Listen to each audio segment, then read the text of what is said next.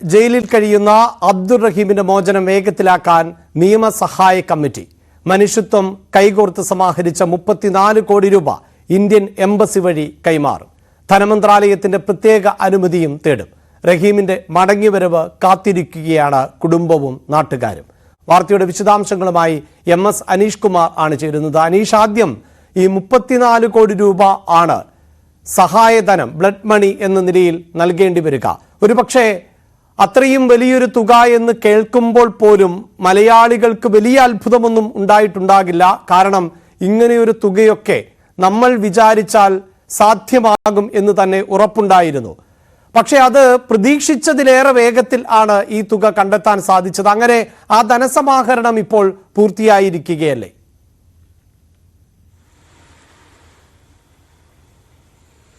തീർച്ചയായും പണ്ടും പലപ്പോഴും ഇത്തരം സന്നിഗ്ധമായ ഘട്ടത്തിൽ അല്ലെങ്കിൽ ഒരാളുടെ ജീവൻ രക്ഷിക്കാൻ ജീവന് വിലയിട്ട് വലിയ തോതിലുള്ള ധനസമാഹരണം കേരളത്തിൽ നടന്നിട്ടുണ്ട്. ഈ അബ്ദുൾ റഹീമിന്റെ കേസാണെങ്കിൽ പോലും 17 വർഷമായി ജയിലിൽ കഴിയുകയായിരുന്നു.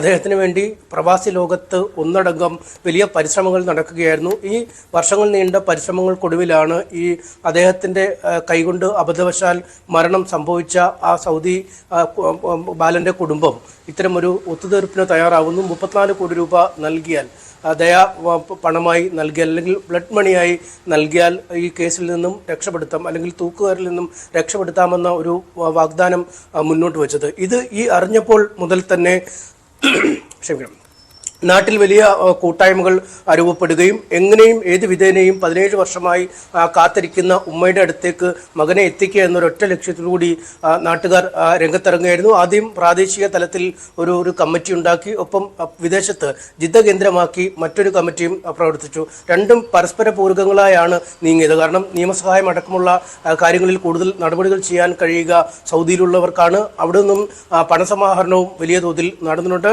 മറുവശത്ത് കേരളത്തിലെ ശ്രമങ്ങളും ആരംഭിച്ചു.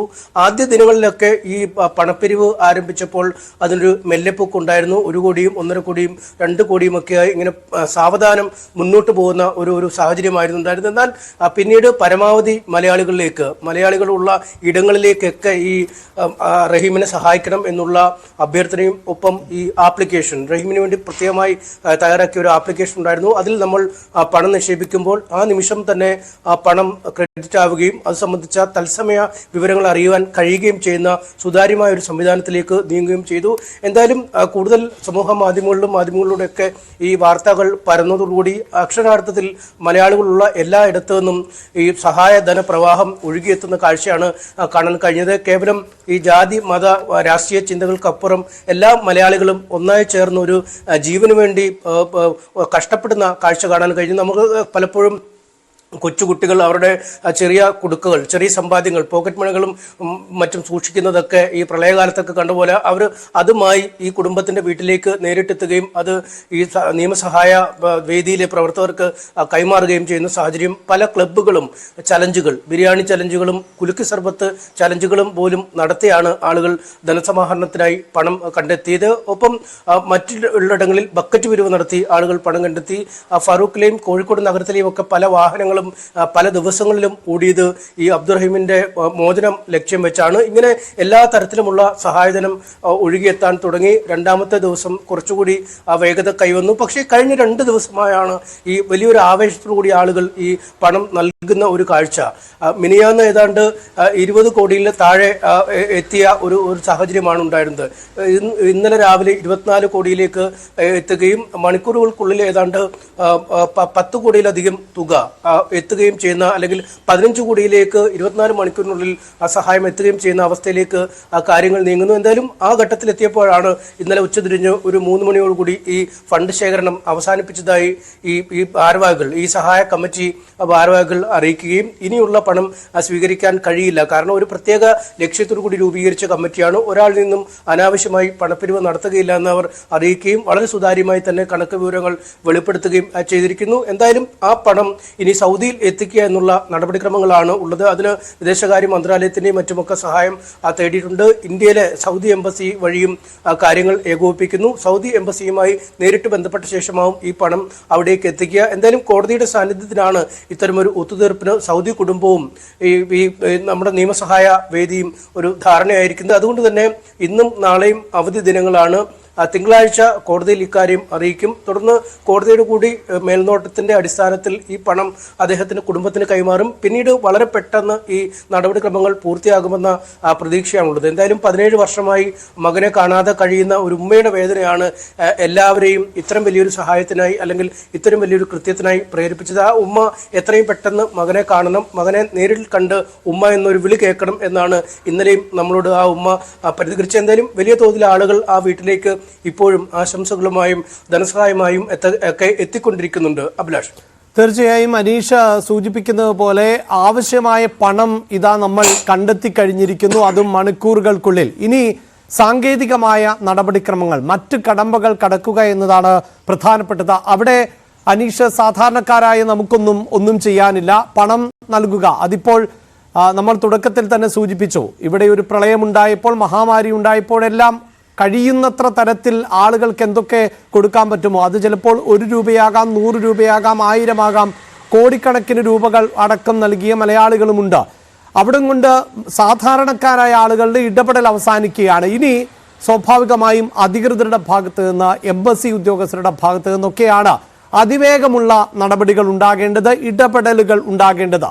അതെത്രയും പെട്ടെന്ന് പൂർത്തിയാക്കാൻ സാധിക്കും എന്ന് തന്നെയാണോ അബ്ദുറഹീമിന്റെ കുടുംബം പ്രതീക്ഷിക്കുന്നത്, അവരോടൊപ്പമുള്ളവർ പ്രതീക്ഷിക്കുന്നത്?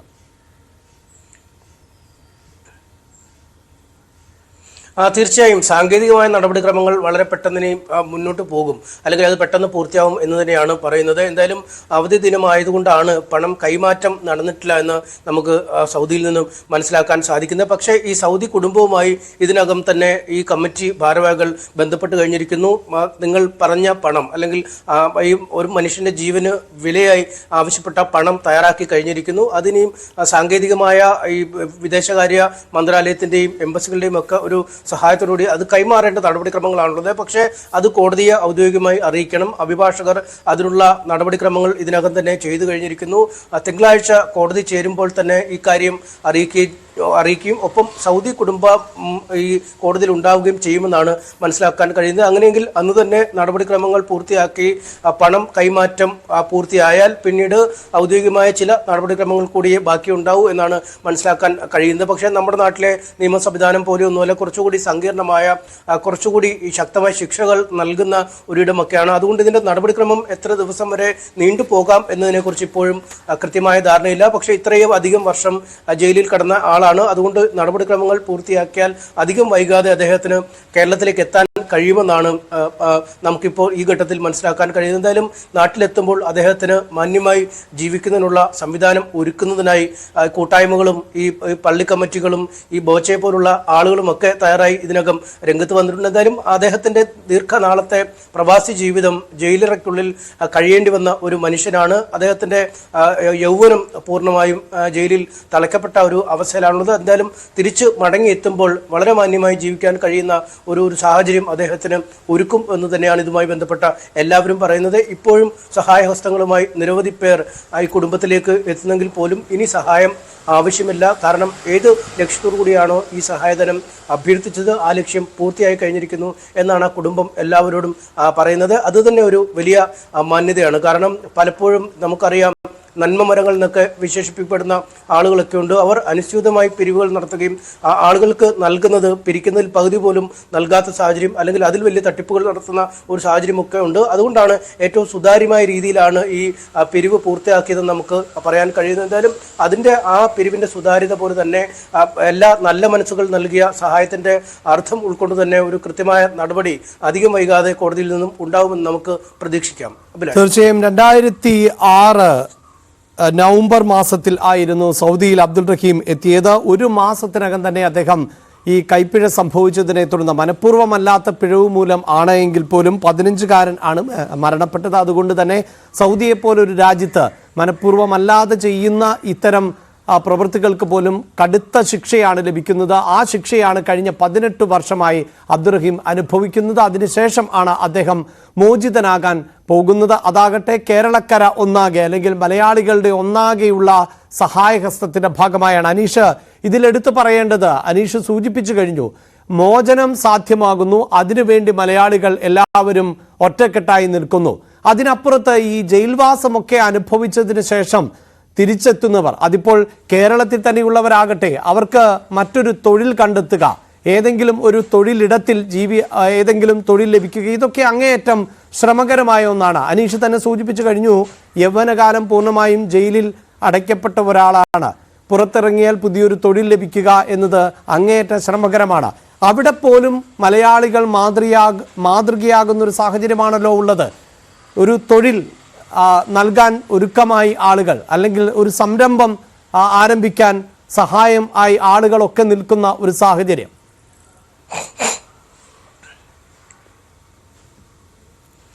തീർച്ചയായും അക്കാര്യത്തിൽ അദ്ദേഹത്തിന് കേരളത്തിലേക്ക് വന്നാൽ ഒരു നിമിഷം പോലും ബുദ്ധിമുട്ടേണ്ടി വരില്ല എന്ന് നമുക്ക് തീർത്തു പറയാം. കാരണം ഇപ്പോൾ തന്നെ അദ്ദേഹത്തിന് സഹായധനവുമായി ഈ ജയിലിൽ നിന്ന് മോചിപ്പിക്കാനുള്ളതിലുപരി അദ്ദേഹത്തിന്റെ കുടുംബത്തെ സഹായിക്കാൻ തയ്യാറായി നിരവധി ആളുകളാണ് വരുന്നത്. നമ്മൾ അദ്ദേഹത്തിന്റെ വീട്ടിലുള്ളപ്പോൾ തന്നെ ഒരുപാട് ആളുകൾ പലയിടങ്ങളിൽ നിന്നായി ജീവിതത്തിൽ എന്ത് ആവശ്യം വേണമെങ്കിലും ഞങ്ങളെ സമീപിക്കൂ എന്ന് പറഞ്ഞ് വന്ന ആളുകളുണ്ട്. പ്രത്യേകിച്ചും ഈ ക്ലബിന്റെ ഭാരവാഹികളും മറ്റുമൊക്കെ മലപ്പുറം, കോഴിക്കോട്, തൃശ്ശൂർ തുടങ്ങിയ ഇടങ്ങളിൽ നിന്നൊക്കെ ഉള്ള യുവജന സംഘടനകളുടെ പ്രതിനിധികൾ ഇന്നലെ അവരുടെ വീട്ടിലെത്തിയിരുന്നു. കാരണം അവരുടെ പ്രാദേശിക ഇടങ്ങളിൽ പിരിവ് നടത്തി ആളുകളിൽ നിന്ന് ലഭിച്ച പണവുമായി നേരിട്ട് അദ്ദേഹത്തിൻ്റെയൊക്കെ വീട്ടിലേക്ക്, അതായത് ആപ്പിൽ കൂടി കയറി പണം നിക്ഷേപിക്കാൻ കഴിയാതെ വരുമ്പോൾ ആശങ്ക ഒഴിവാക്കാനായി അവർ നേരിട്ട് വാഹനം പിടിച്ച് കോഴിക്കോട്ട് ഫാറൂഖിലെത്തി ഇവരുടെ വീട്ടിൽ ഈ പണം കൈമാറുന്ന കാഴ്ചകളും കണ്ടു. ഒപ്പം 10 വയസ്സിൽ താഴെ പ്രായമുള്ള ഒരു കുട്ടിയെ കണ്ടു. അവന്റെ പണം നേരിട്ട് കൊടുക്കാനായി ആ വീട്ടിൽ വന്ന് കൈമാറി. തുടർന്ന് ആ വീടിന്റെ സമീപ പ്രദേശങ്ങളിലെ വീടുകളിൽ നിന്നും പിരിവെടുത്ത് ആ പണം ആയി ആ വീട്ടിലേക്ക് വരുന്ന ഒരു സാഹചര്യവും ഒക്കെ ഉണ്ട്. അതുകൊണ്ട് തന്നെ നന്മ വലിയ രീതിയിൽ ഇക്കാര്യത്തിൽ പ്രവർത്തിക്കുന്നു. ബോച്ചെ ഇന്നലെ തന്നെ കോഴിക്കോട് എത്തിയിരുന്നു.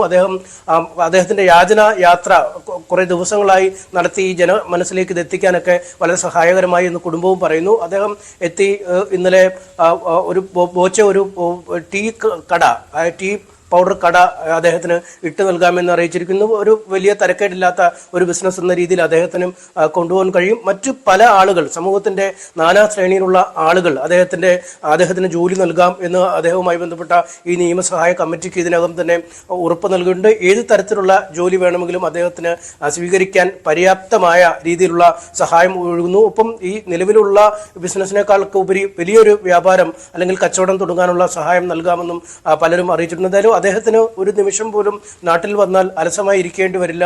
പഴയ കാര്യങ്ങൾ, തടവറയിലെ ജീവിതമൊക്കെ ഓർത്ത് അദ്ദേഹത്തിന്റെ ജീവിതം പിന്നോട്ട് കൊണ്ടുപോകേണ്ട ആവശ്യം എന്തായാലും വരില്ല. അദ്ദേഹത്തിന് ജീവിതത്തിൽ നഷ്ടപ്പെട്ട സമയം തിരിച്ചു പിടിക്കാൻ കഴിയുന്ന എല്ലാ രീതിയിലുള്ള സഹായവും അദ്ദേഹത്തിനും അദ്ദേഹത്തിന്റെ അമ്മയോടൊപ്പം സുഖമായി ജീവിക്കാൻ കഴിയുന്ന എല്ലാ സഹായവും നൽകാൻ ആളുകൾ സന്നദ്ധരാണ്. അദ്ദേഹം ഒന്ന് വരാനായുള്ള കാത്തിരിപ്പിലാണ് ഇനി ജനങ്ങൾ. തീർച്ചയായും അത്തരത്തിൽ